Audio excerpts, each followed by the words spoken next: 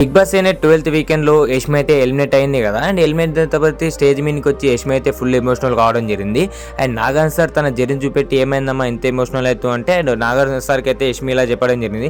Sir ఎన్ని రోజులు నా ఫ్రెండ్సే అనుకున్నా కానీ ఒక్క వీక్లో ఎవరో ఏదో చెప్పారని అండ్ నన్ను ఇలా దూరం పెట్టి నాకు ఇంత నెగిటివ్ టాక్ చేస్తారని అనుకోలేదు సార్.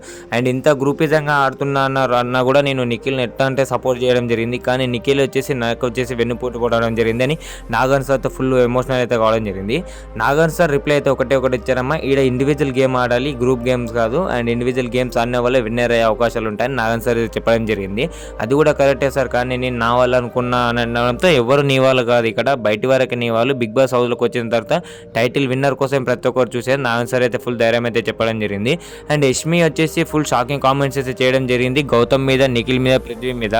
అండ్ మెయిన్గా చూసుకుంటే నిఖిల్ మీద చేయడం జరిగింది. Yashmi elimination and fair elimination, unfair elimination comment చేసి మన ఛానల్ సబ్స్క్రైబ్ చేయండి.